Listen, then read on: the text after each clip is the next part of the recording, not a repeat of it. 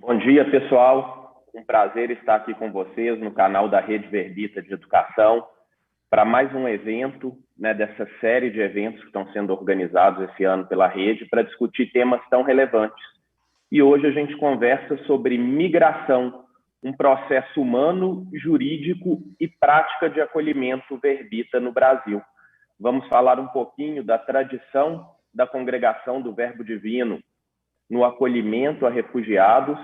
Para isso, a gente tem a presença hoje do Padre Macário, superior provincial da província da Congregação do Verbo Divino na Espanha, o professor Vladimir Feijó, da Faculdade Arnaldo, a quem eu já agradeço aí a participação, a Stephanie Silva, nossa aluna do 7º período do curso de Direito da Faculdade Arnaldo, a Lilian Bernardes, da Refúgio 343, que vai contar um pouquinho a história da organização e a atuação da organização para a gente, e a Lúcia Gomes, uma refugiada venezuelana que se encontra aqui em Minas Gerais conosco nesse momento e vai trazer um pouquinho da sua história e do que ela tem vivido nesse momento.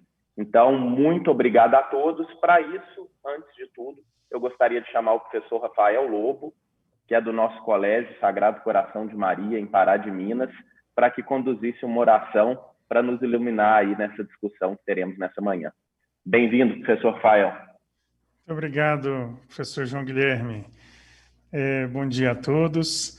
Vamos iniciar invocando a presença de Deus sobre nós e mergulhando nessa presença. Em nome do Pai, e do Filho, e do Espírito Santo. Amém. No Evangelho de Mateus, bem no finalzinho, capítulo 25, Jesus diz assim: quando o Filho do Homem voltar na sua glória, e todos os anjos com ele, se sentará no seu trono glorioso. Todas as nações se reunirão diante dele, e ele separará uns dos outros, como o pastor separa as ovelhas dos cabritos. Colocará as ovelhas à sua direita e os cabritos à sua esquerda. Então o rei dirá aos que estão à direita: vinde benditos de meu Pai, tomai posse do reino que vos está preparado desde a criação do mundo. Porque tive fome e me destes de comer, tive sede e me destes de beber, era peregrino e me acolhestes, nu e me vestistes, enfermo e me visitastes, estava na prisão e viestes a mim.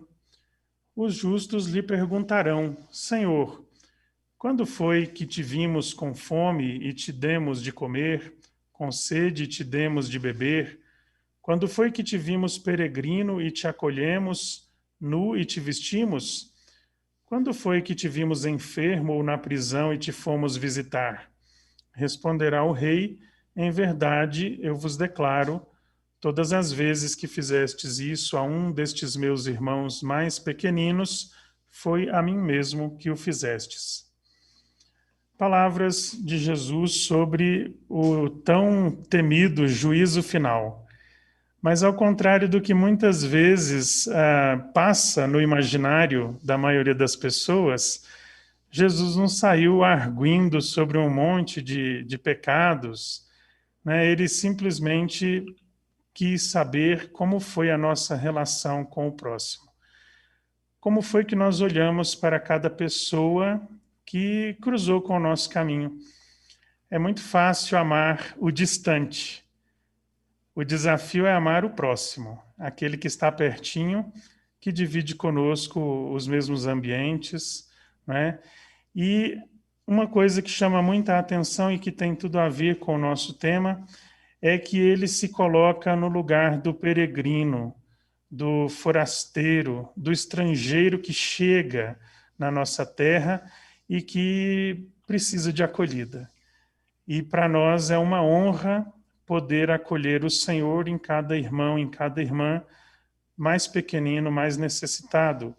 Então, a atitude cristã nos convida a ver com entusiasmo essa oportunidade de acolher a Jesus em cada pessoa, e não como um peso ou uma complicação, como muitas vezes tem sido tratado com intenção de levantar muros, de aumentar patrulhamento, né? Então, nós somos convidados muito insistentemente pelo Senhor nesse evangelho a olhar de um modo diferente para a realidade e a olhar com o amor com que Jesus sempre olhou. É isso. João Guilherme.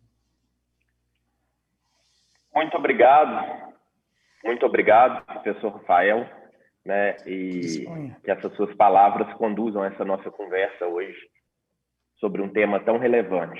Por falar nisso, pessoal, eu gostaria de lembrar que a opção por esse tema está relacionado diretamente à campanha da fraternidade desse ano de 2021. A campanha da fraternidade desse ano provocou uma reflexão mais profunda sobre o tema fraternidade e diálogo, compromisso de amor. E diálogo, gente, é respeitar as diferenças, é respeitar aquele que não faz parte, às vezes, do mesmo grupo que nós fazemos, mas que é ser humano. E isso é o mais importante, né? Este tem que ser o nosso grande grupo e a gente tem sempre que respeitar o ser humano, independente da sua nacionalidade, da sua origem, das suas opções. Devemos respeitar a individualidade de cada um, mas sempre acolhendo o próximo. Para uns, a diversidade cultural é entendida como positividade, a proporção que se traduz num valioso intercâmbio de riquezas produzidas pelas culturas, né? Gerando muita coisa diferente para a gente aprender, gerando vínculos capazes de garantir processos de troca e o estabelecimento de um diálogo produtivo entre culturas distintas. Já para outros, as diferenças entre culturas acarretam grandes conflitos e falta de unidade entre os povos, o que passa a ser justificado pela perda do que há de comum entre os seres humanos. Segundo o relatório da Unesco de 2005,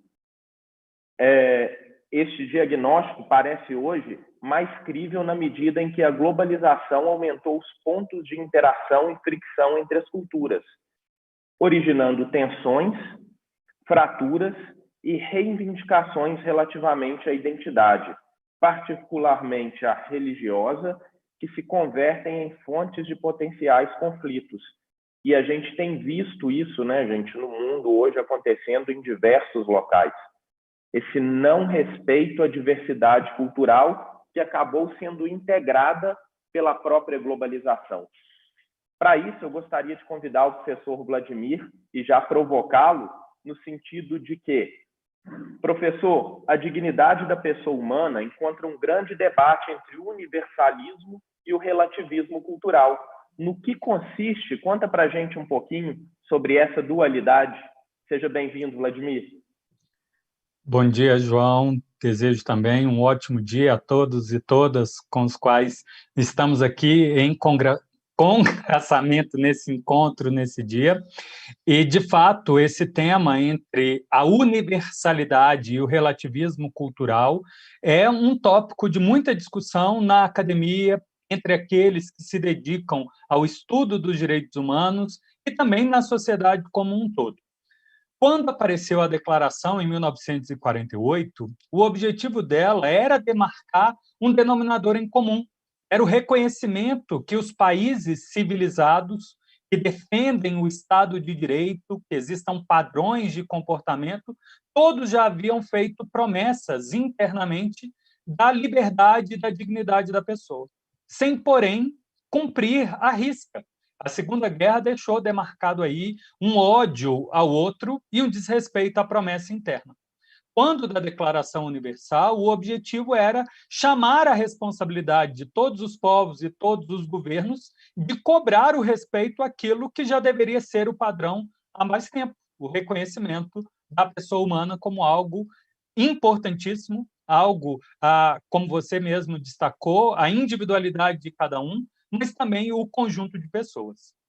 Na Declaração Universal, há uma explicação direta que o valor máximo é a universalidade, porque toda e qualquer pessoa é igual às demais, dotada de razão, consciência, igualmente igual em liberdade igual em dignidade. Não tem nenhuma característica estética, idade, gênero, língua, cultura, orientação política, profissão religiosa a distinguir as pessoas. Acontece que no mesmo momento em que aparece esse documento e essa ideia de defesa de todos, para todos, todo mundo defendendo todo mundo, apareceram as críticas, lançando uma falsa dicotomia, a crítica aí do relativismo cultural, a demarcar de início que em muitas línguas do mundo sequer existia a palavra direitos, e ao afirmar direitos humanos, estaríamos num processo de aculturação, colonização, imposição de um valor ocidental ao resto do mundo.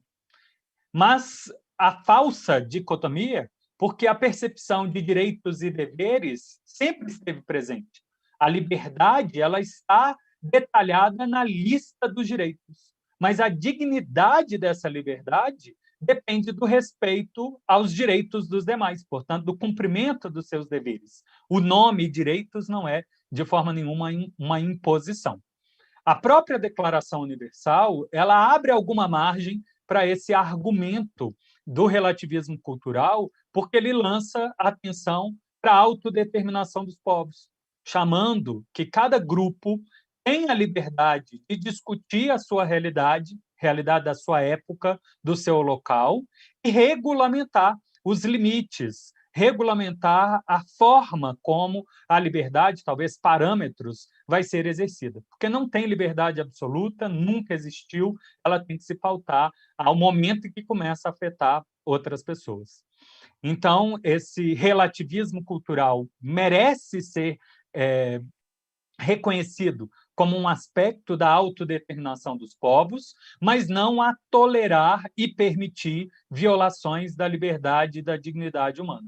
Temos que, talvez, através de exemplo, mostrar que existem novas formas ou formas diferentes de viver ainda mais livre, ainda mais digno e ainda mais justo, e cobrar que cada povo, ao seu tempo, no seu ritmo, tente alcançar o melhor estágio possível, mas também sem ficar parado, né? Sem mover-se e permitir que injustiças sigam acontecendo.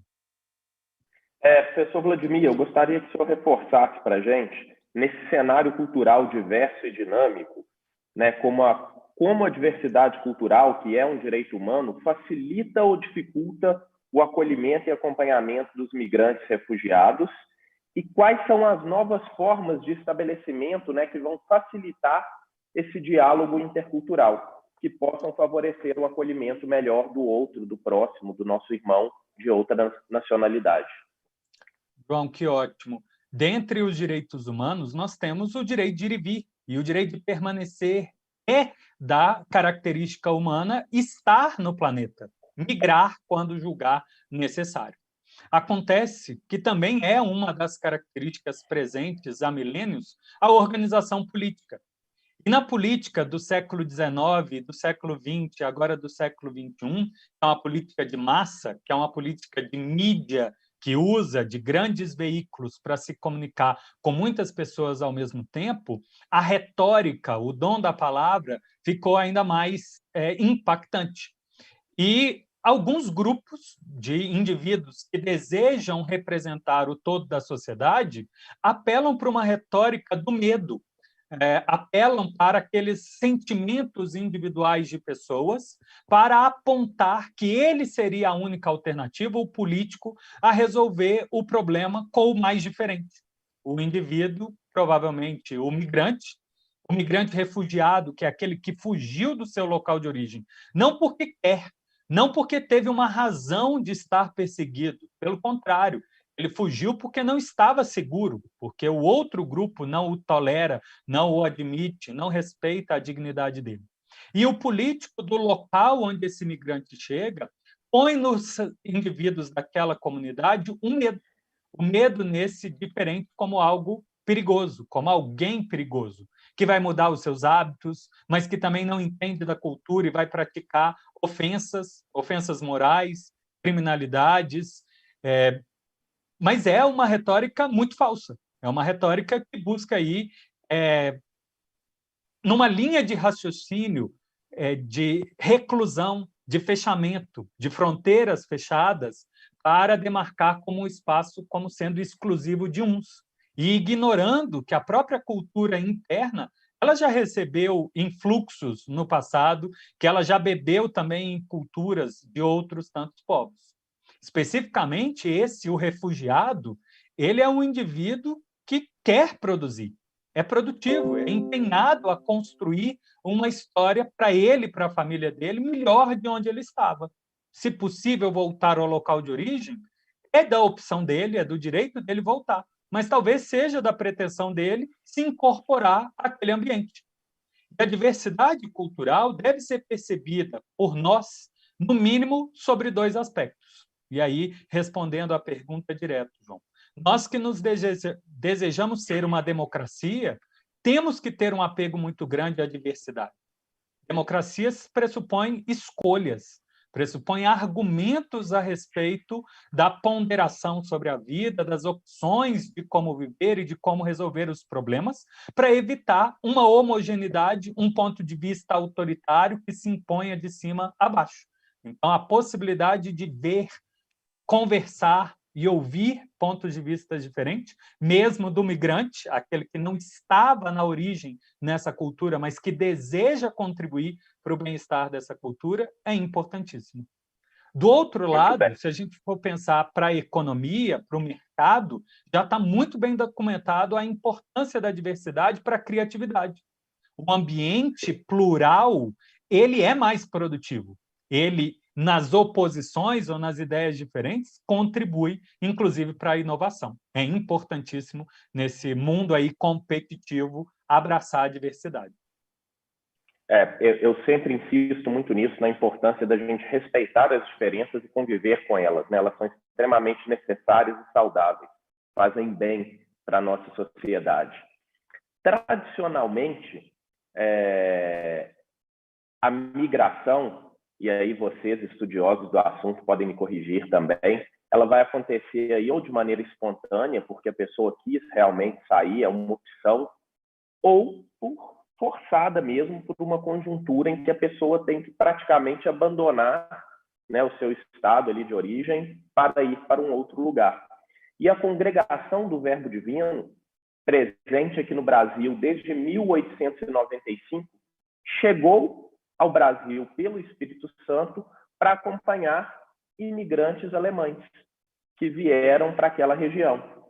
Com isso, eu gostaria de chamar o Padre Macário para a conversa e escutar um pouquinho do Padre Macário, quais são os caminhos percorridos pela congregação do Verbo Divino no momento, em relação aos refugiados, em relação aos imigrantes, e que citasse para a gente alguns exemplos dessa atuação da congregação do Verbo Divino. Muito bem-vindo novamente, Padre Macário. Muito obrigado, João Guilherme. Muito obrigado para todo mundo. Eu gostaria primeiro de dizer que eu morei no Brasil faz 30 anos e a minha língua está um pouco atrapalhada porque o ouvido já não está escutando coisas tão lindas como se falam lá na nossa terra do Brasil, né? Então, a congregação, você falou mesmo que chegou no Brasil para acompanhar migrantes, não somente no Brasil, aconteceu a mesma coisa na Argentina, no Paraguai, no Chile, nos Estados Unidos. Aliás, todos os começos foram nesse sentido de ir acompanhando as colônias alemãs que estavam se espalhando pelo mundo. Também aconteceu em alguns países da África, como Togo, Ghana, etc. Então, o que tem acontecido? Bom, já passaram 170 anos, né? Nós agora estamos numa dinâmica bem diferente. A mim me acontece que eu estive no Brasil no ano 1980-83 aprendendo como viver com os mais precários e necessitados da sociedade. No ano 1983, eu vim para a Espanha e imediatamente começavam os movimentos migratórios aqui, que nós estávamos sempre mandando migrantes fora, mas começaram a vir para a Espanha nessas datas. Começaram grupos de Filipinas, sobretudo mulheres, e acompanhamos os missionários do Verbo Divino com uma capelania que desde o início foi vendo como essas mulheres deveriam ser respeitadas em seus direitos, em seu sistema laboral, na sua vida, e começamos a fazer um encontro religioso onde elas podiam vir todas as quintas-feiras, os domingos, os dias que tinham livre, para tratar de ver a sua situação e a sua problemática. Imediatamente, 4 ou 5 anos depois, também chegavam os poloneses. Os poloneses precisavam também uma língua especial, porque nós, na Espanha, não falamos polonês, e companheiros, colegas do Verbo Divino, chegavam da Polônia para poder acompanhar esse pessoal. Depois começamos com os africanos. Alguns companheiros do Verbo Divino que tinham estudado na Espanha começaram também um trabalho com os africanos em geral. Isso enquanto respeita ao meu conhecimento do início aqui na Espanha. Mas você me pide alguns exemplos. Pois, por exemplo, na Áustria, quando acabou a Guerra dos Balcãs, aconteceu que tinha quase 2 milhões de refugiados saindo pela Europa toda. E nós tínhamos casas, como por exemplo, nossa Casa Grande, que ainda foi construída na época do Padre Arnaldo, que estavam vazias, porque tinham sido seminários e porque tinham sido casas de encontros e universidades, faculdades, colégios, sei lá, estava vazia. Por exemplo, pues aí houve durante vários meses a comunidade de irmãos anciões e irmãos jovens e padres e sei lá, discutindo se essa casa deveria ser aberta para refugiados. E o que aconteceu? Que foi aberta para refugiados, mas teve um problema. Os refugiados que chegaram lá eram muçulmanes. Imagina, uma casa que era seminário, com uma capela bonita para rezar os católicos, de repente se converte em uma casa para acolher muçulmanes, e devemos deixar eles rezar e converter em mesquita o que tinha sido uma igreja católica, capela nossa. A partir daí houve muito conflito com a sociedade de acolhida, porque não aceitavam que uns católicos, padres religiosos, coloquem na sua casa os inimigos que para eles era muito sério que fossem inimigos nossos, coisa que não é verdade. O Vladimir estava falando que todo mundo tem direito a migrar. Eu acho que é verdade, mas o primeiro direito do ser humano é estar na casa própria e desenvolver-se lá como Deus manda, né? Como precisa mesmo. Mas se tiver que sair, o que precisa ser acompanhado. Outros lugares onde fomos e estamos acompanhando bastante, em Portugal, por exemplo, pues também temos capelania filipina, chineses, africanos, em diferentes paróquias, em diferentes lugares, companheiros nossos que estão fazendo uma acolhida para eles. Na Itália, temos vários grupos e vários companheiros, padres do Verbo Divino e irmãos, que estão dedicando a vida toda exclusivamente para esse trabalho. Na Polônia, pues, se abriu um centro de acolhimento para colegas vietnamitas, irmãos do Vietnã que chegavam, não do Verbo Divino, de migrantes que chegavam aí e que estavam muito mal reconhecidos. Aliás, o polonês não é uma língua fácil, portanto, abriram uma escola para eles. E as irmãs servas do Espírito Santo, que são as nossas fundadas pela mesma congregação, então fizeram um pacto de união e entre as duas congregações estão mandando esse centro para frente. Na Eslováquia também tem acolhimento para vietnamitas e mesma coisa na República Tcheca. Em Berlim tem-se aberto uma casa de acolhida para refugiados. A Alemanha sempre tem muito mais refugiados que migrantes. Cada vez que eu estou falando desde a perspectiva dos migrantes, mais que dos refugiados. Depois já o Vladimir nos vai fazer a diferença entre uma coisa e outra, mas eu também acho que, para mim, o tema da migração é um tema sagrado. E por isso, desde o começo, eu era, nesse tempo, quando cheguei do Brasil, fui nomeado diretor de colaboração com a justiça e a paz, a dimensão da igreja, que estava sendo, depois do Vaticano II, uma prioridade para a igreja toda. E a partir daí eu fiz uma opção para a nossa província, para a congregação, como estávamos sendo mandados, no tema das migrações. E isso aí, mais ou menos, estamos fazendo. Depois, no resto do mundo, temos casas, por exemplo, no México, os migrantes que saem de Centroamérica e que caminham a nação inteira até chegar nos Estados Unidos. Tem um lugar que poderíamos dizer que é um oásis, onde ficam vários dias e onde se sentem melhor e onde recebem o carinho, o alimento e um chuveiro onde poder deixar tudo o que tinha acontecido nos dias que levam meses caminhando para chegar até a meta que nunca sabe onde está. No Sudão do Sul e na Tailândia, pues também temos grupos de companheiros que estão trabalhando em parceria com os jesuítas e com outras congregações para dar aos refugiados uma vida um pouquinho melhor. Mesma coisa acontece na Coreia, em Hong Kong, enfim, que a congregação mudou bastante desde os anos 1895, que, como falávamos, começou no Brasil, até hoje tem sido acompanhado por diferentes lugares, diferentes momentos, a situação dos migrantes no mundo. E estamos aí querendo que a nossa presença seja significativa e que a religião, as congregações religiosas, os missionários, os sacerdotes, os irmãos, não se dediquem somente a temas litúrgicos nas igrejas, mas também na vida toda, acompanhando as pessoas que estão precisando realmente de alguém que dá uma palavra amiga e que dá um espaço para poder se arrumar sua documentação e procurar viver de um jeito diferente num país estrangeiro.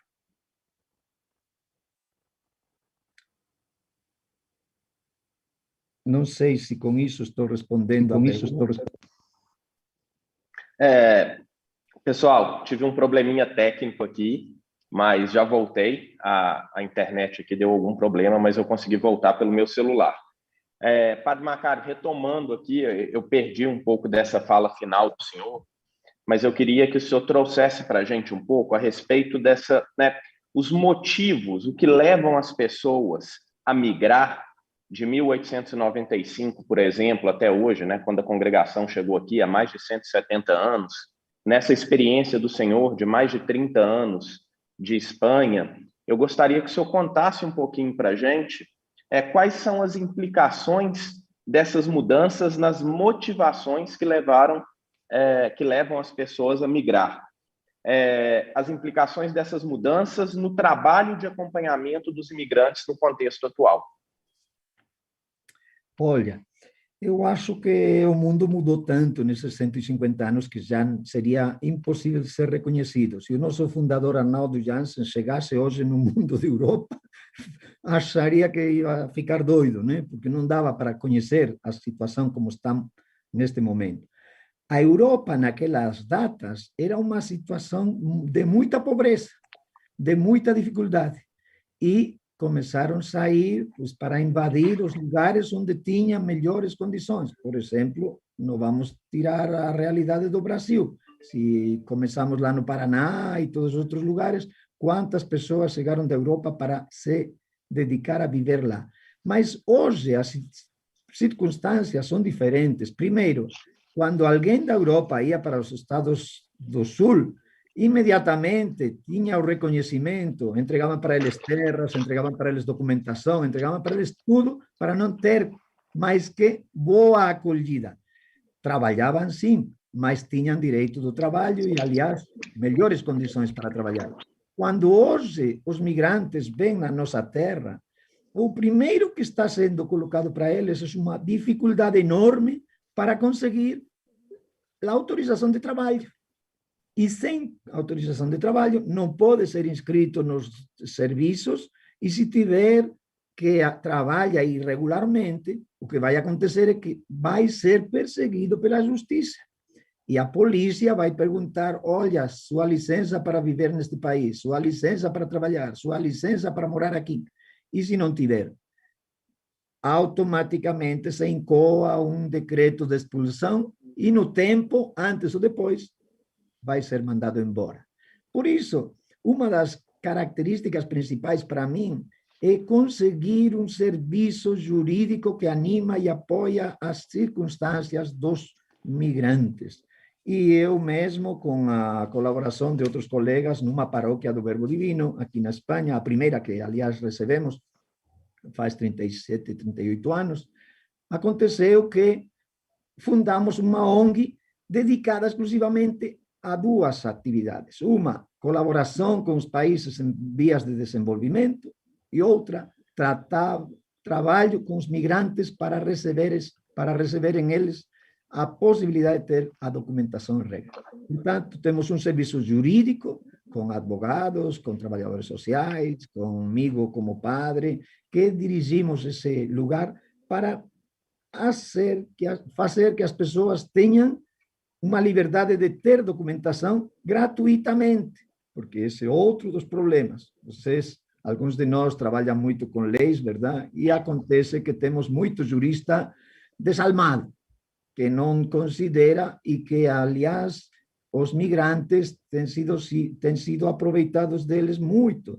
Os apartamentos cresceram o preço de aluguel, as situações de conflito aparecem e a culpa é dos migrantes, os temas de documentação são explorados porque não tem condições de avançar por aí. Então, a congregação aceitou que a gente trabalhasse a tempo exclusivo durante esses 30 anos para essa atividade aqui na Espanha. E eu estou muito agradecido porque sempre foi um trabalho muito, muito, muito complacente para a gente e, aliás, muito favorecido. Padre, é muito interessante, né, esses elementos que o senhor traz para a gente nessa discussão. E na sua primeira fala, o senhor comentou uma coisa que eu gostaria de reforçar. Eu acho que, independente dos diversos direitos existentes, a gente tem um princípio constitucional no Brasil, que é o princípio da dignidade da pessoa humana, né? E acho que, independente de qual povo essa pessoa tem a sua origem, ela é pessoa humana e precisa ter a sua dignidade preservada. Falando um pouquinho sobre essa legislação do Brasil, eu queria chamar o professor Vladimir novamente para a conversa e que ele falasse um pouquinho para a gente sobre a diferença entre imigrantes e refugiados. Quais são essas diferenças? E existe diferença entre... existindo, né? Quais seriam essas diferenças? E se essa diferença representa... O que essa diferença representa diante da legislação brasileira? João, e todos que estão conosco, o imigrante é uma espécie do migrante. O migrante é o indivíduo que circula nesse planeta, nessas áreas de onde está. Então, nós temos migração que pode ser da cidade para o campo, do campo para a cidade, de uma região do país para outra. Mas, se é de um país para outro país, usam-se duas palavras, o emigrante e o imigrante. O que sai é o emigrante e o que chega em um país diferente dele é o imigrante. E dentre os imigrantes, nós temos aqueles que o fazem por livre escolha, por realidade temporária, talvez fazer um curso num outro país, fazer turismo, ou então se estabelecer ali para trabalhar. A nossa legislação dá nomes diferentes para essas duas categorias. O imigrante que vem para um período curto e de longa duração. Mas para refugiado, em especial, há um conceito de um tratado internacional de 1951 que tentou resolver os problemas da Segunda Guerra, aqueles 60 milhões de deslocados por causa dos bombardeios, por causa das perseguições, por causa do xenofobismo que ocorreu durante todo aquele período da década de 30 até 1945 no cenário europeu. E a preocupação era onde alocar essas pessoas. Novos países apareceram, antigos sumiram, indivíduos não tinham para onde voltar. E dali se estabeleceu um compromisso de a humanidade, todos os povos do mundo, acolher esses perseguidos no seu local de origem, onde estavam, por motivo de raça, religião ou orientação política. Portanto, o indivíduo que foge porque foi perseguido ou porque se encontra ameaçado na sua integridade física e se encontra em outro local é refugiado. Para isso, existe uma agência internacional, o Alto Comissariado das Nações Unidas, que faz essa análise de grupos, coletividades perseguidas. Ou então cadastra agências nacionais, como a agência brasileira, o CONARE, o Comitê Nacional de Refugiados, para fazer essa análise. Então, há essa distinção. o migrante, o indivíduo que flui de um lugar para outro, e o migrante refugiado, que é o indivíduo que faz esse fluxo por medo ou efetiva perseguição e já se encontra em outro território. Com o passar do tempo, o conceito de refugiado foi expandido e a gente já protege como refugiado também o deslocado interno, um indivíduo que fugiu da sua cidade, da sua vila, de uma região do país, mas ainda não conseguiu chegar em outro local, em outro país, para receber essa acolhida. E a legislação brasileira foi ainda mais adiante. Ele abriu espaço para a gente acolher refugiados econômicos e ambientais, indivíduos que, portanto, fogem porque não têm qualquer condição presente e futura, sem perspectiva de viver, de ter oportunidade de trabalho, ou então porque enchentes, terremotos, maremotos, secas estão tão frequentes que a vida se tornou insustentável no local de origem. Isso, pessoal, em 2017, né, a gente teve aí, passou a viger a lei de refugiados, né, que temos hoje vigente no país, e o Brasil sempre se destacou pela defesa dos direitos humanos. A atuação diplomática do Brasil sempre foi muito referendada, as próprias Forças Armadas brasileiras sempre são chamadas pela ONU em situações de necessidade humanitária para atuarem junto. Nós criamos, com o tempo, uma tradição de um povo pacífico. No entanto, os desafios para a questão da imigração ou de refugiados não se limita à legislação ou à boa vontade, são muitos desafios. E eu queria chamar agora a Stefane, aluna da Faculdade Arnaldo, do 7º período do curso de Direito, para falar um pouquinho para a gente, nos estudos que ela fez aí sobre o tema, quais são esses principais desafios para tratarmos a questão dos imigrantes ou dos refugiados no Brasil. Seja muito bem-vinda, Stefane. Obrigada. Primeiramente, bom dia, gente. Obrigada, né, pelo privilégio de estar participando aqui dessa conversa sobre esse tema tão relevante. Então, acho que a Lilian também vai poder falar um pouco, né, como a Lúcia viveu e sente isso na pele. Os desafios, eles são muitos nesse processo, até o reassentamento da pessoa aqui no país acolhedor. Uma das principais barreiras aí que nós temos é a do idioma, né, que a questão do idioma atrapalha em todas as outras situações, por exemplo, dificulta, né, para conseguir emprego, para se adaptar mesmo ao novo país. A questão do emprego, que aqui já era um problema e que agora com a pandemia isso está mais agravado, né, para todo mundo, da saúde, da educação, são inúmeros esses problemas que encontram. E agora com a pandemia também, a questão das fronteiras fechadas agravou bastante essa situação do refúgio aqui no Brasil. Stefane, olha só, passado esse primeiro momento aí, né, acho que aquele friozinho na barriga que a gente veio conversando ao longo da semana vai diminuindo, você está de parabéns, parabéns pelo seu estudo, parabéns pela dedicação com que você encara esse curso de Direito na Faculdade Arnaldo, e em breve a gente terá aí mais uma advogada lutando pelos direitos, quem sabe, dos refugiados e dos imigrantes e os direitos humanos de modo geral, né? Acho que essa tem que ser uma característica dos alunos que saem da Rede Verbita, seja em qualquer grau de ensino, em qualquer das nossas instituições, a valorização do ser humano, a busca pela dignidade da pessoa humana tem que ser um princípio latente em todos os nossos alunos. Então, parabéns por essa iniciativa, e eu queria só que você pontuasse para a gente também se a legislação, né, você estudou a legislação, se ela tem uma importância para a gente superar esses desafios. Qual o seu entendimento sobre a importância da migração para a gente superar esses desafios?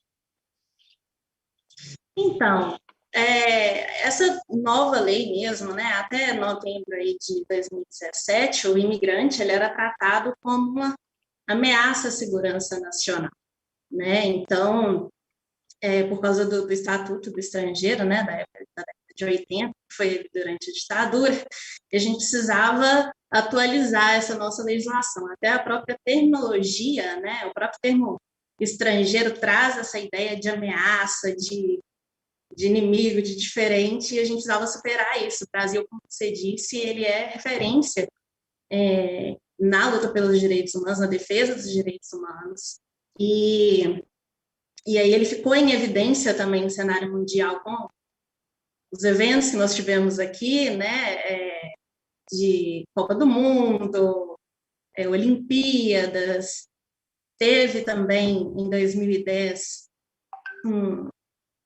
nós recebemos um alto número de refugiados do Haiti.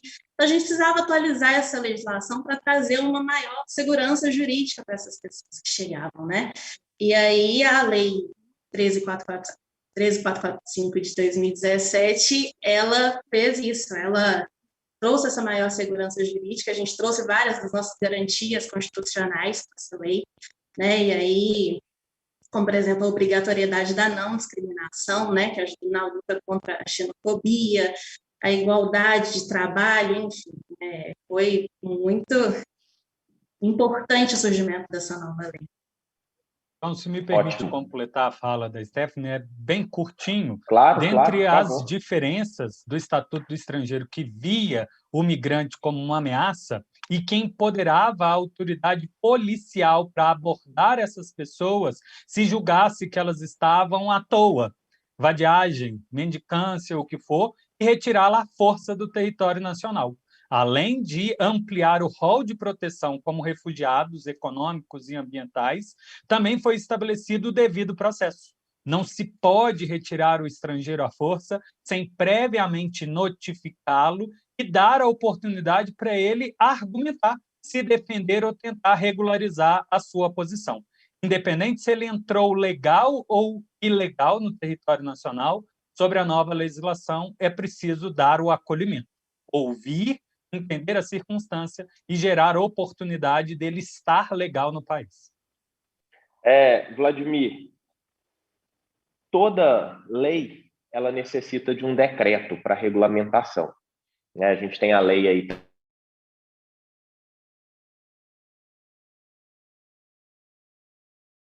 trazendo o que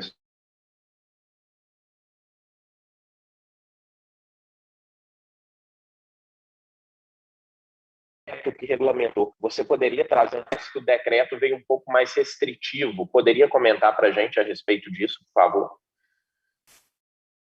A gente fala muito da ideia de segurança jurídica. Dentro do Estado de Direito existem dois valores máximos. O indivíduo, cidadão, pessoa, é livre para fazer alguma coisa, exceto quando a lei proíbe ou obriga ele a fazer de determinada forma. Já o Estado, as autoridades públicas, só fazem o que a lei permite. Mas, com muita frequência, já que a lei vem do Poder Legislativo, o Poder Executivo edita complementos da lei para dar segurança aos seus agentes públicos de como se comportar. E há um certo descompasso entre o que a sociedade brasileira desejou, se fez representada no Congresso Nacional, aprovar a nova lei, e o que eventual governante transitório, eleito por uma maioria transitória de 4 anos, pode até ser reeleito, acabou entendendo aquela lei, a nova lei, como abusiva, porque internamente, pessoalmente, ainda talvez carregue esse rancor ou esse medo do estrangeiro. E, portanto, para justificar alguma arraigada cultura de ver o estrangeiro como uma ameaça, produziu-se um decreto que, de alguma forma, dificulta a implementação tão desejosa como gostaríamos da integridade da proteção do estrangeiro. Então, João, eu não sei como mais falar, porque aí a gente teria que entrar em minúcias de palavra do texto, mas a ideia geral é essa. Agora, a gente pode falar que a alteração trazida pela nova legislação em 2017 não é apenas uma mudança terminológica. A gente teve uma mudança de fato na forma de tratar essa situação. Exato. O que a gente teve foi uma atualização da lei para ficar coerente com a Constituição da República, que prescreve que todos são iguais, independente de gênero, independente de idade, independente de origem, inclusive nacional ou externa. Portanto, a lei anterior, o Estatuto do Estrangeiro, é inconstitucional, não tinha sido recepcionada, não tinha sido trazida para a Constituição ou para a vida depois de 1988. E já não deveria estar sendo aplicada.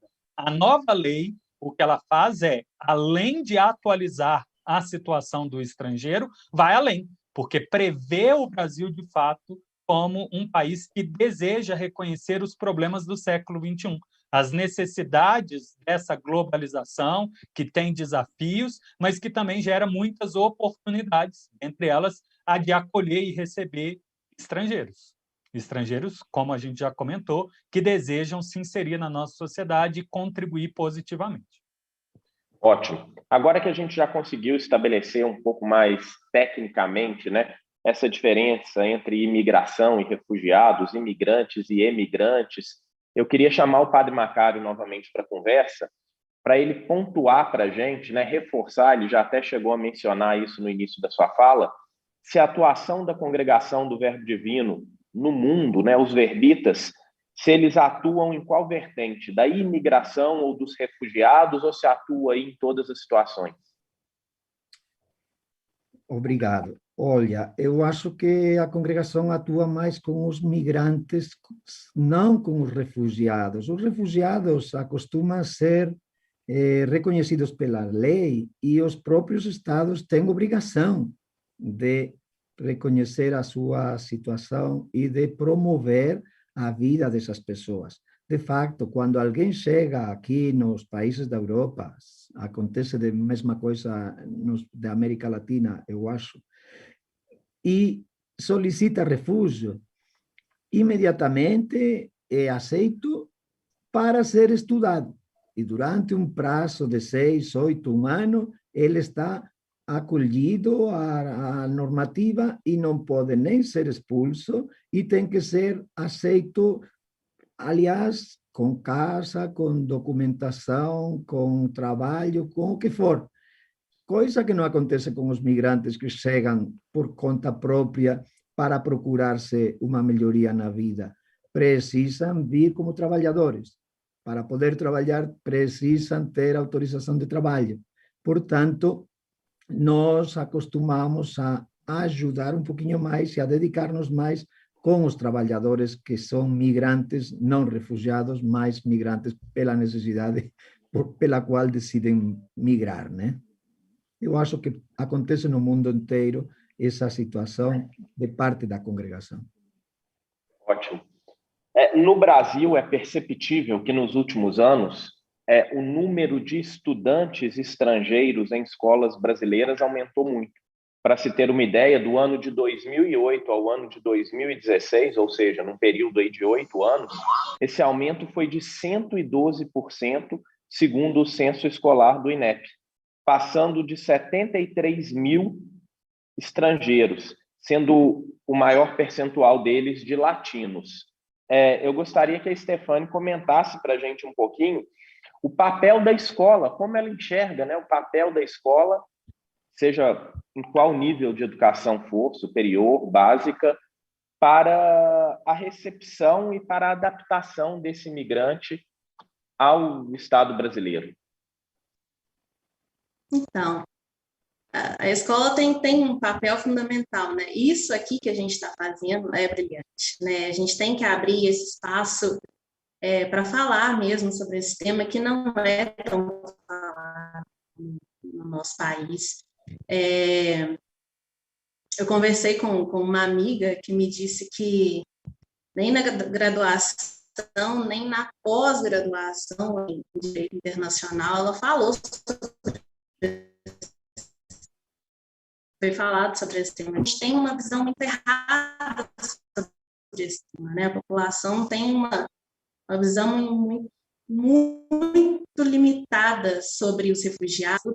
uma associação ainda a essa questão de ser inimigo, ou se veio é porque lá não fez boa coisa, se fugiu é porque não fez boa coisa lá, ou essa ideia de pobreza extrema, de não valorizar a capacitação dessas pessoas. Então, isso precisa ser debatido para que a gente consiga quebrar essa barreira que está mais na mente mesmo, né, do povo brasileiro, e que a gente consiga avançar aí com esse debate para até mesmo criar políticas de acolhimento dessas pessoas. Sim, acho que essa formação deles é essencial para a aceitação, né, na sociedade, e até para a integração deles com o mercado de trabalho. Quando você qualifica e traz essas pessoas para a formalidade, a gente diminui as diferenças. Comenta para a gente, Stefane, de maneira muito rápida, como que a sociedade civil, de maneira geral, pode ajudar também no acolhimento a esses refugiados, né, para que eles se sintam mais acolhidos. Como que você enxerga essa participação da sociedade civil? É o que a gente tem falado aqui, né? A gente precisa olhar mais para o próximo, a gente precisa ter um olhar mais humano, a gente precisa entender que nós somos todos iguais, todos detentores de direitos, e que essas pessoas, elas podem, né, igual o Vladimir falou, em um momento que elas podem não ser daqui, mas elas estão precisando se integrar, elas querem participar, elas querem se desenvolver, e a gente precisa estar aberto para entender essas dificuldades, para entender como a gente pode ajudar.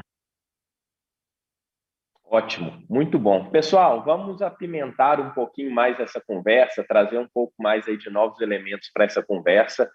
Eu queria chamar a Lilian, que é coordenadora operacional da Refúgio 343 em Minas Gerais. Porém, antes, eu queria pedir que o pessoal soltasse um vídeo para a gente conseguir continuar nessa conversa.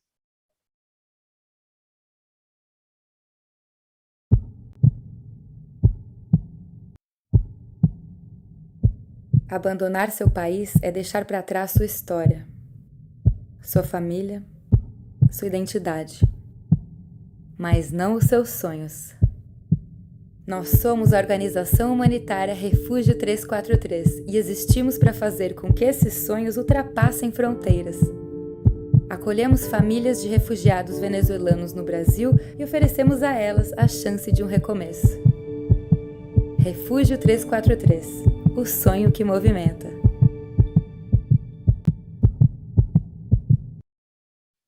Então, pessoal, esse é o trabalho da Refúgio 343 e eu queria muito convidar a Lilian para falar um pouquinho mais desse trabalho para a gente. E acho, Lilian, até interessante você contar como que isso entrou, né, um pouquinho na sua vida, assim, e qual a sua percepção como ser humano mesmo a partir do contato com essas culturas diferentes. Então, seja muito bem-vindo, Lilian. A Faculdade Arnaldo, as unidades da Rede Verbita de Educação, de maneira geral, nossos colégios, o nosso centro universitário, a gente tem um enorme prazer e orgulho de estarmos estendendo aí essa parceria com a Refúgio 343, num tema que é tão caro à nossa sociedade, mas, ao mesmo tempo, faz parte da essência de formação verbita. Seja bem-vinda, Lilian. É um prazer ter você aqui conosco. Muito obrigada. Bom dia a todos e todas. Muito obrigada pela presença de vocês nessa manhã de quinta-feira. E obrigada à Rede Verbita pela parceria firmada, né, com a Organização Humanitária Refúgio 343 e pelo convite de estar aqui hoje conversando com vocês. Lilian, deixa eu fazer um parêntese. Olha que interessante, né, quando a gente está falando de Rede Verbita de Educação, a conexão da ONG Refúgio, né, da organização Refúgio, desculpa, com a Rede Verbita se deu através da sensibilidade de um ex-aluno da nossa escola, né, a Isabela, que você conheceu e que é ex-aluna do Colégio Arnaldo, teve a sensibilidade de unir essas instituições para esse trabalho. Então, como que é legal a gente conseguir formar pessoas com essa característica? Sim, como que essa rede é importante, né? Então, a Isabela que apresentou a gente, né, para a Rede Verbita de Educação, e através dessa parceria aí nós pudemos juntos ajudar muitos refugiados, e a gente é imensamente grata, não só a Isabela, como a Rede Verbita num todo, né? A Isabela continua com a gente, trabalhando em outras frentes, e a gente fica muito feliz. Então, hoje nós vamos falar sobre mais de 5,6 milhões, né, de venezuelanos que foram obrigados a deixar seu país, né? Já foi falado aqui da dificuldade que é quando você é obrigado a sair do seu país, que é, no caso, o refúgio, né?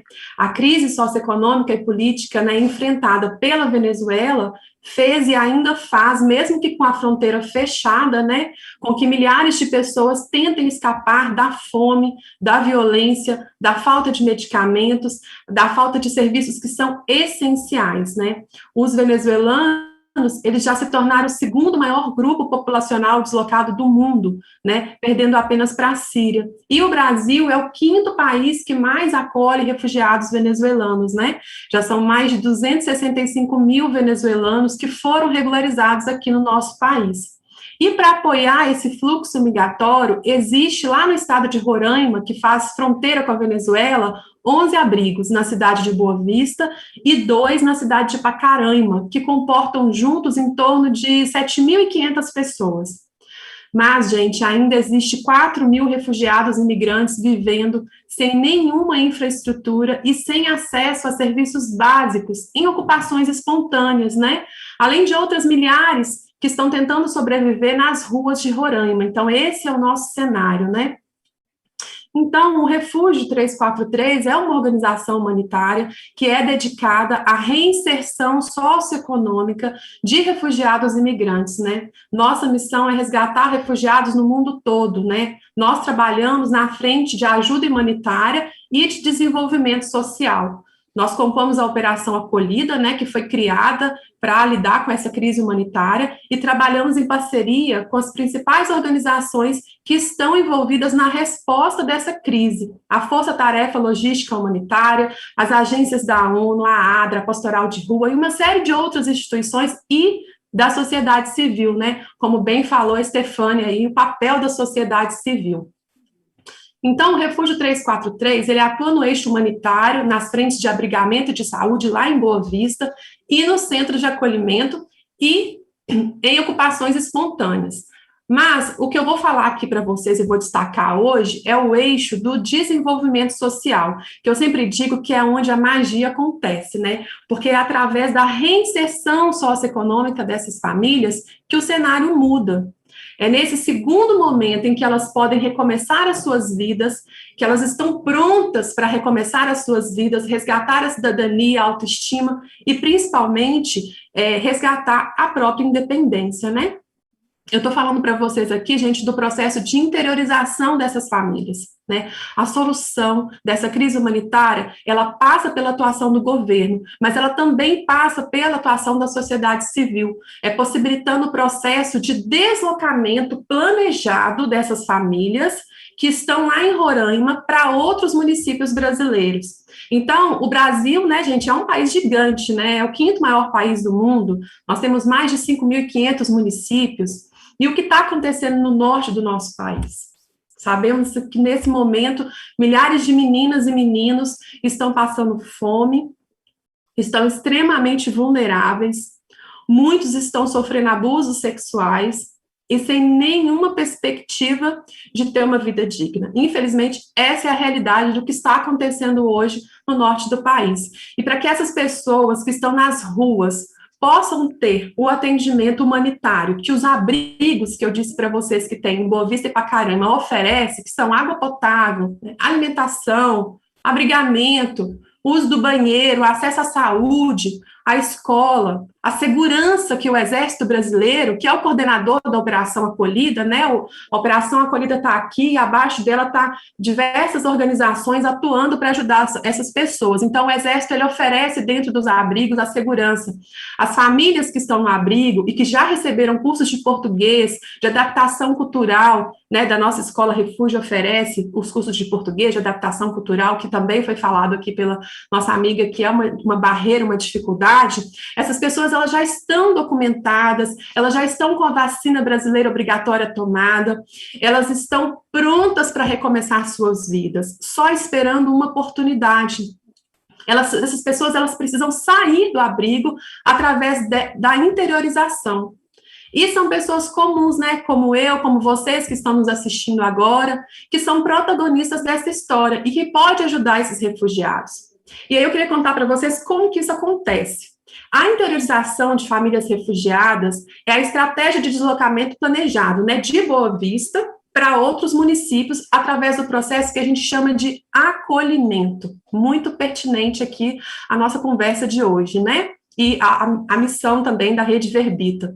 Pessoas comuns ou uma empresa que deseja ajudar, ela se torna um acolhedor. O acolhedor ou grupo de acolhedores se responsabilizam por uma família por um período de até 6 meses.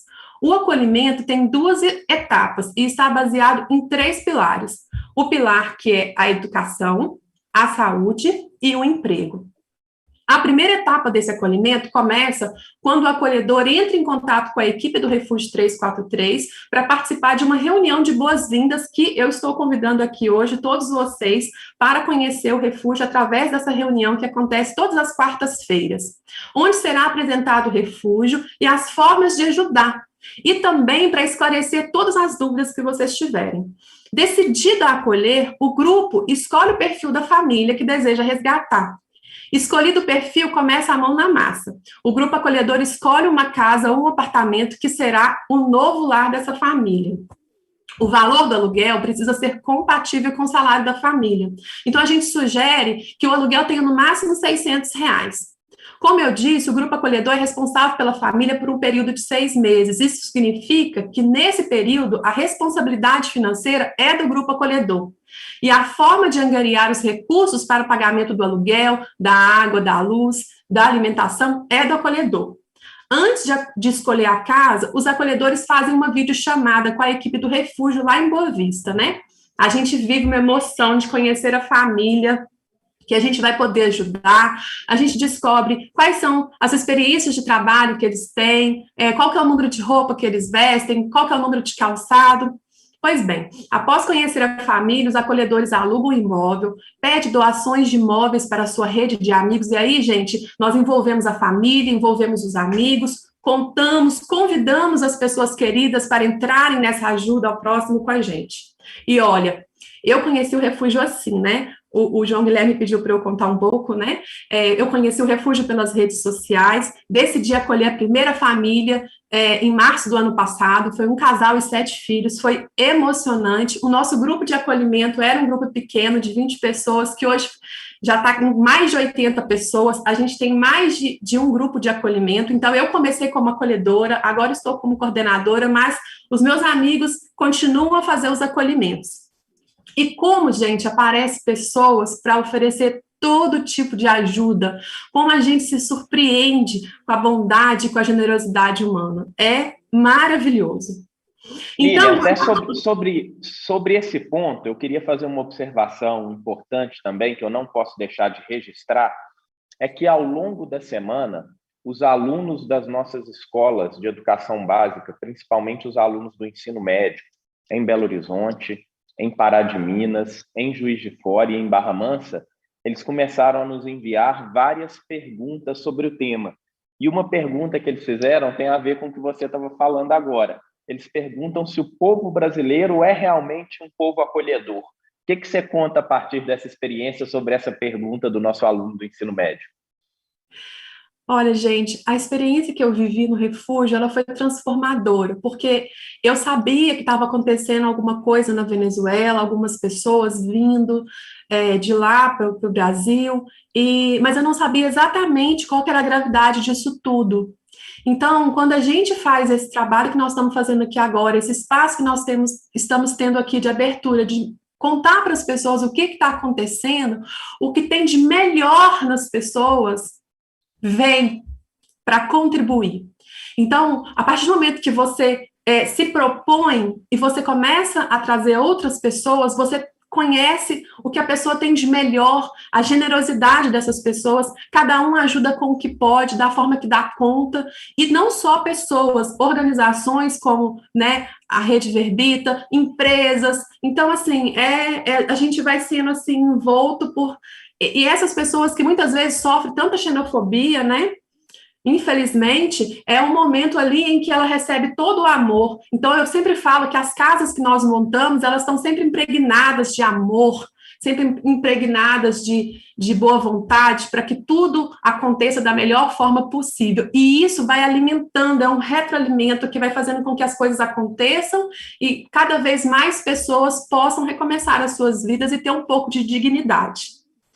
Então, um outro aluno nosso do ensino médio, ele nos perguntou se é possível hoje, né, se você consegue mensurar para a gente o percentual aí, se tem mais homens ou mulheres vindos da Venezuela para o Brasil e a faixa etária também maior desses imigrantes.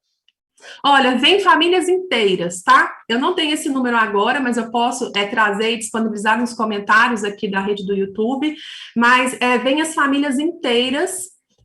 Então, são todas as faixas etárias.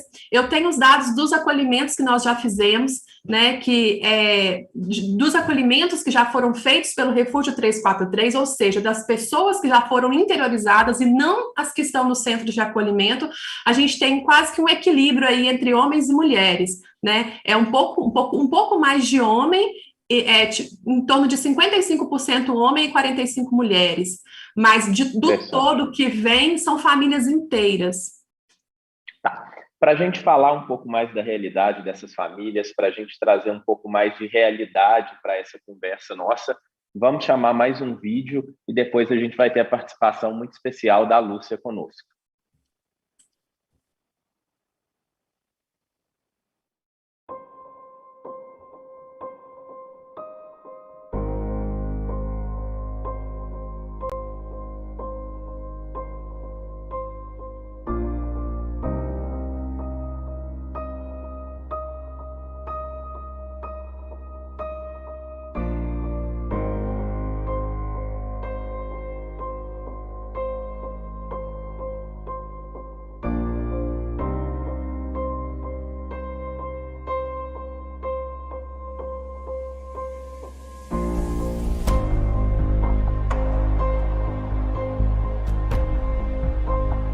Jackson Hurtado. Ingrid García. Michael Jiménez. Isaú Suárez. Elvis Serrano. Gabriel Enrique. Lucía Fuente. Eulisa Bermúdez. Edgar Galván.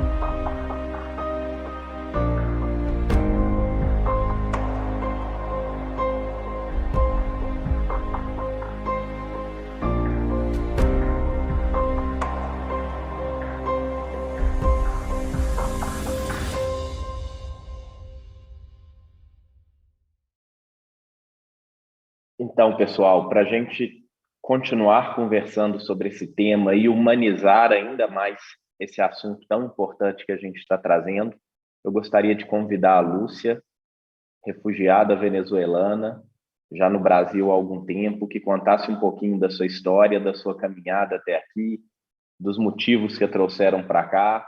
Fique à vontade, Lúcia, a gente tem muito interesse em te ouvir e conhecer um pouco da sua história. Seja bem-vinda.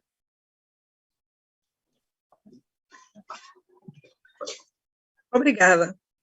Bom dia. Meu nome é Lucía Gómez. Bueno, todos sabem, venezolana. Sou formada enfermera con 30 años de carrera y salgo de mi Venezuela, de mi país, porque perdimos los derechos. Derecho a la salud, derecho a la seguridad, derecho a la alimentación y vine como afilia a este país. Él es abogado y cuando llego a refugio acá a Brasil me encuentro con refugio 343.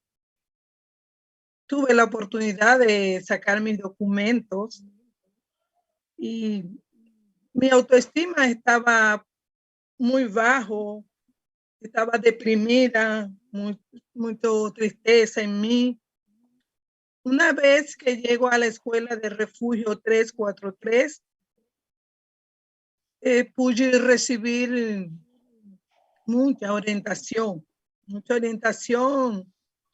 de que aunque haya dejado mi país, puedo seguir adelante y trazarme unas metas.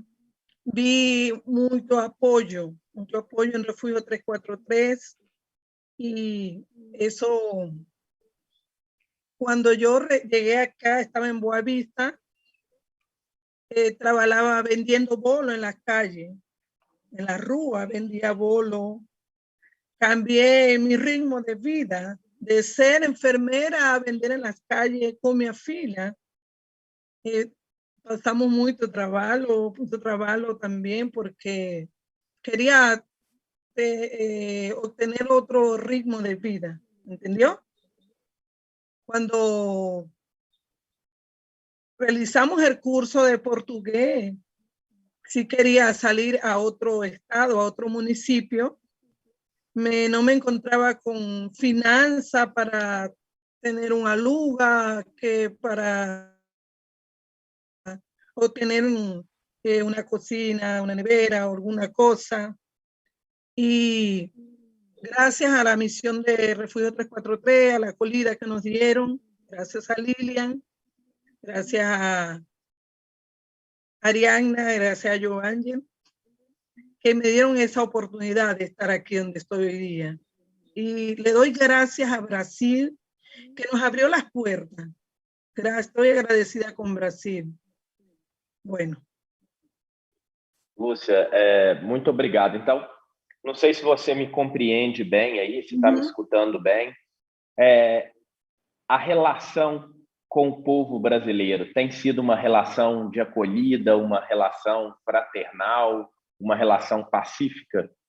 Sim, sim, muito buena. Que bom. Me agrada muito este país, me agrada muito. Agradeço. Você hoje está em Belo Horizonte? Sim. Sim. Sim. Então, seja muito bem-vinda e que você possa reestruturar a sua vida, a sua família, o seu caminho profissional em Belo Horizonte, Lúcia. Seja bem-vinda e que você seja feliz aqui. Afinal de contas, independente de onde a gente estiver, a dignidade da pessoa tem que ser respeitada, né? Acho que isso é algo que fica para a gente no evento de hoje. Eu gostaria de aproveitar essa fala da Lúcia para chamar cada um dos participantes, eu vou chamar aqui nominalmente, para que deixem uma mensagem final, que façam a sua consideração final, uma vez que a gente está caminhando aí para o final da nossa apresentação, tendo em vista o tempo. Vou começar pelo Padre Macário, agradecendo muito a participação dele, direto da Espanha, direto de Madrid. Ele que tem uma parte do coração brasileiro também, porque já esteve conosco aqui durante um período, para que faça as considerações finais, principalmente a respeito aí dessa missão da Congregação do Verbo Divino. Então, para não tirar muito tempo, muito obrigado. Realmente eu estava agora emocionado por tudo, né? A Lúcia, a Lilian, o Vladimir, a Stephanie, o João Guilherme, por ter tido esta oportunidade. Eu estou faz 15 dias nervoso por ver que vamos falar, que vamos fazer, que estamos fazendo, né? De qualquer jeito, quero dar muito obrigado para a Rede Verbita e para os missionários do Verbo Divino que trabalhais aí nas faculdades, nos colégios, nas paróquias, porque eu sempre tive uma grande atração por Brasil, porque aí foi onde me formei como padre. Lembro que foram os 3 primeiros anos da minha vida de padre, foi no Brasil. Quando eu voltei para cá, ninguém reconhecia eu como espanhol. E aí estou, naquela situação, trabalhando com migrantes de todo o mundo inteiro e sentindo que o mundo é importante que desapareçam as fronteiras, que os países não estejam simplesmente unidos por umas normas e umas leis e umas bandeiras. A nossa bandeira é a bandeira do mundo e o mundo é a nossa casa. Portanto, agradeço por ter tido essa oportunidade. Muito obrigado. Obrigado, senhor Padre Macari, por essa disponibilidade, por participar e por trazer uma experiência tão valiosa e por representar nessa boa conversa que a gente teve hoje de manhã o carisma Verbita. A gente fica muito agradecido por isso e como um ex-aluno da Rede Verbita, eu falo que é muito gostoso a gente perceber a sensibilidade dos nossos ex-alunos, quando se tornam profissionais e vão atuar no mercado em função dessa educação Verbita que eles receberam. Muito obrigado pela participação do senhor.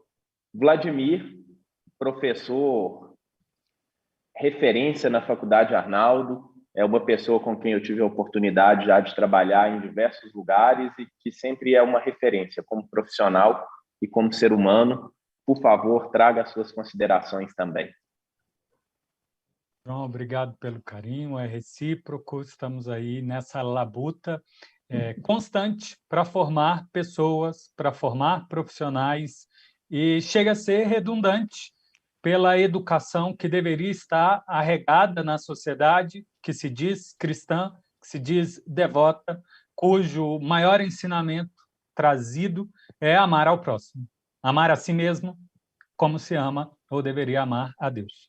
Todos nós temos a nossa esfera de escolha, de opções, de caminhos, mas compartilhamos o universo, o planeta, o ar, a água, estamos aí integrados. Então, se tem alguma palavra, é um pedido de carinho. Carinho consigo mesmo, reflita sobre os seus atos e se policie nesses vícios de desrespeito ao próximo. Tente controlar as emoções negativas que acabam causando dor e sofrimento aos demais. Acolher é respeitar a si mesmo, é contribuir para a sua vida mais completa. Como foi dito aqui, os refugiados têm a oportunidade de trabalhar, de contribuir para a nossa sociedade, trazer a sua formação, trazer outro ponto de vista. A Lúcia, enfermeira, integrada em pleno momento de pandemia ou fora da pandemia, agrega a Belo Horizonte, agrega ao Brasil. E se for da vontade dela retornar à Venezuela no futuro, ela vai poder carregar a experiência que teve no Brasil como uma pessoa mais completa, com menos dor, porque a acolhemos e a família dela. Isso é apenas um exemplo. Muito obrigado a todas e a todos, agradeço pela oportunidade e gostei bastante de poder transmitir um pouco das minhas ideias. Abraço. Muito bem. Vamos chamar agora para deixar sua consideração final a Stefane. Stefane, agora que já chegou no final, eu posso te deixar um pouco mais nervosa e te contar que você foi uma das grandes propulsoras para que esse evento acontecesse em função do estudo e do trabalho que você realizou na Faculdade Arnaldo. Então, muito obrigado mesmo de coração por representar na prática a essência dessa educação verbita e por estar conosco aqui nessa manhã também. Deixe sua palavrinha final aí para a gente. Gente, que honra saber disso, que ainda bem que você falou no final mesmo. Mas eu só tenho a agradecer, para mim como aluna, é um privilégio enorme estar participando disso aqui. Desde o início da organização desse evento, eu só tenho aprendido cada dia mais com essas feras, né, que lidam tão bem com esse assunto, que estudam tanto esse assunto. Tive o privilégio de ser apresentada pela Isabela ao Refúgio 343 e a honra de estar participando disso agora, né, poder estar atuando, conhecendo melhor sobre isso, e fica aí o convite, como a Lilian já disse. Aproveitem essa oportunidade de que vocês tiveram agora para conhecer a organização, para poder estar ajudando também. Nós temos aí uma pandemia onde a única forma de prevenção é o isolamento. Nós temos aí pessoas que não têm onde se isolar, né? Então, assim, ampliem esse olhar humano, né? Olhem para o próximo, ajudem o próximo. E é isso, gente. Mas muito obrigada mesmo pela oportunidade de participar desse evento. Obrigado você, Stefânia. É muito bom a gente ver os frutos, né, do trabalho que a gente desenvolve nas nossas escolas. E a gente tem orgulho enorme, né, da pessoa que você se tornou, né, já era alguém muito especial, mas que teve valores agregados durante a passagem também por nossa instituição. Lilian, um agradecimento à Refúgio 343 por essa parceria com a Faculdade Arnaldo e com a Rede Verbita de Educação. Lembrando que a Refúgio ela está presente também, além de Belo Horizonte, na cidade de Juiz de Fora e Barra Mansa, onde temos escolas. E gostaria que você trouxesse também sua consideração final sobre essa manhã e que lembrasse a todos que esse projeto nosso ainda vai se estender em muitas outras frentes. Agradeço imensamente a oportunidade de estar aqui com vocês, a parceria, né, que tem feito tão bem para os nossos refugiados que estão acolhidos aqui em Belo Horizonte. O refúgio, ele pode estar no Brasil todo, depende apenas dos voluntários, né, desejarem acolher essas famílias. Então, o meu recado final aqui para vocês é que se você se sentiu tocado, se você sentiu que chegou o seu momento de ajudar um refugiado, uma família, entre em contato com a gente, nossas redes sociais, é só vocês buscarem Refúgio 343, nosso site é www.refugio343.org, e vamos aí, amanhã, toda quarta-feira, né, nós temos, amanhã não, toda quarta, ontem, nós temos a reunião de boas-vindas, então estão todos convidados, tá bom? Muito obrigada, João, pela oportunidade, um grande abraço para vocês. Obrigado, Lilian. E, gente, a gente não poderia deixar de ouvir um pouquinho a consideração final da Lúcia também, tá, Lúcia? E te agradecer diante de todas as dificuldades, diante do desafio da língua, de ter se disponibilizado para passar um pouquinho da sua experiência que tanto nos sensibilizou nessa manhã. Bueno, estoy muy agradecida con ustedes por darme la oportunidad de estar. Estoy muy agradecida con ustedes por darme la oportunidad de estar comunicándonos, conocer las necesidades que estamos padeciendo hoy día todos los venezolanos.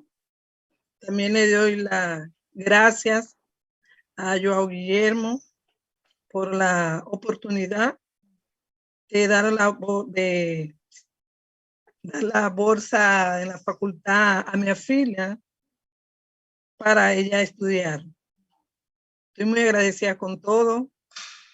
Gracias al padre Macario, a Estefanía, a Lilian, al señor Vladimir. Muchas gracias por su atención y su apoyo. Sé que son personas de buen corazón y que van a seguir ayudando a los venezolanos, porque, como dice la Biblia, el que presta al pobre, a Dios presta. No estamos aquí en Brasil porque realmente queremos, sino que estamos pasando un sufrimiento en Venezuela y por eso estamos aquí, pero ya me siento como en casa, con el apoyo que me ha dado el pueblo brasileño. Lúcia, muito obrigado. Como é importante para a gente ouvir isso e que isso seja a concretização de algo que a gente falou tanto aqui hoje, que é a importância de valorizarmos o ser humano, independente da sua origem, da sua crença, das suas ideologias. Somos todos seres humanos, né? E o que nos diferencia essa sensibilidade, o que nos diferencia essa capacidade de pensar, de se posicionar, e a gente tem que usar isso para o bem, né? Existem várias formas da gente usar essa vasta inteligência que nos foi dada, mas a melhor delas, e acho que a que Deus espera é que a gente utilize sempre para o bem. Pessoal, para terminar, eu queria informar a todos os alunos da Rede Verbita, dos nossos colégios e instituições de ensino superior, aos nossos colaboradores, a todas as famílias que estão nos assistindo hoje, que isso é apenas o início de um grande projeto. Como foi bem colocado pelo Padre Macário, esse trabalho intercultural faz parte da essência das nossas instituições e outros trabalhos surgirão a partir desse, como o vínculo e a recepção de venezuelanos como colaboradores de nossas instituições, como projetos de arrecadação e apoio ao projeto da Refúgio 343, que em breve vocês terão novas informações. Não vamos deixar que esse sentimento bonito que tomou conta dessa manhã seja algo que fique apenas aqui. Vamos emanar isso para nossas atividades do dia a dia, vamos emanar isso para os nossos colegas, para os nossos amigos, vizinhos e familiares, e temos certeza que, caminhando nessa direção, a gente estará realizando um dos grandes princípios da congregação do Verbo Divino, que é o respeito à multiplicidade de povos. Muito obrigado, fico muito feliz por esse trabalho nessa manhã e agradeço a todos pela participação. Não posso deixar de mencionar também toda a equipe de retaguarda, a coordenação do Padre Tomás, da professora Cleia, a equipe técnica do Fred, que esteve conosco para que esse evento fosse possível. Um beijo no coração de vocês e até o nosso próximo encontro.